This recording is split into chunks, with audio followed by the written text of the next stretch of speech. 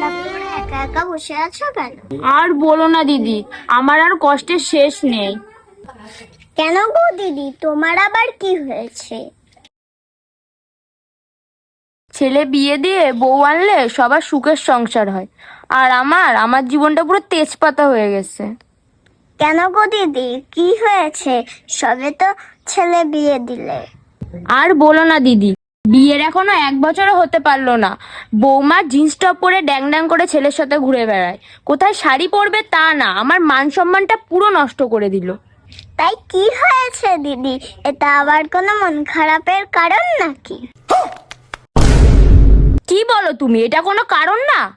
তোমার ছেলের বউ দেখি তো জিন্স টপ পরে ঘুরে বেড়ায়, তা তোমার কেমন লাগে তখন? আমার বৌমা যে জিন্স টপ পরে ঘুরে বেড়ায়, আমার তো ভালোই লাগে। আমার বৌমা তাকে কি সুন্দর পুতুলের মতন লাগে। শোনো দিদি, আগেকার যুগ আর এখনকার যুগ এক না। আগেকার সময় ছিল না তাই কি হয়েছে? এখন কোনো মেয়ে পড়বে না নাকি? শুধু এইটা না, আরো অনেক কারণ আছে। কেন, আর কি কারণ? সেই দিন অনুষ্ঠানে গ্রাম শুদ্ধ লোকের সামনে ধেই ধেই করে নাচ করছিল, আমরা তো কোনোদিন করিনি বাবু। কি লজ্জা, কি লজ্জা। তাই কি হয়েছে দিদি?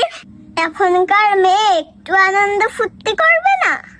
আমি আর আমার বৌমা তো একসঙ্গে নাচানাচি করি। আমার ছেলেটাও তেমনি হয়েছে, বৌমাটারে কিচ্ছু বলে না, বউয়ের কথায় ওঠে আর বসে।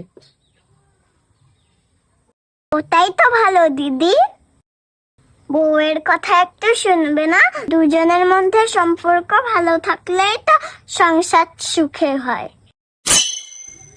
ও দিদি, সেসব বাদ দাও, রাগ করো না। তা তোমার মেয়ে কেমন আছে গো?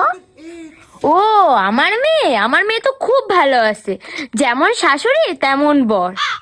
আমার মেয়ে তো শ্বশুর বাড়িতে পুরো রাজরানীর মতন থাকে, যখন যা ইচ্ছা করে যা ইচ্ছা পড়ে। আমার মেয়ে সব কথা জামাই শোনে, জামাই খুব ভালো। ও দিদি, বিষয়টা কেমন হয়ে গেল না? কেন দিদি, তোমার নিজের মেয়ে করলে রাজরানী, আর ঘরের বউ করলে তোমার জীবন অশান্তিতে ভরে যাচ্ছে। যাও তো, তোমার সাথে কোনো কথা বলাই আমার উচিত হয়নি। আরে ও দিদি, দাঁড়াও দাঁড়াও। और अभी तो रुको। এই তো বললে তোমার জীবন তো পুরো তেজপাতা হয়ে গেছে। হ্যাঁ, তেজপাতা হয়ে গেছে তো, তবে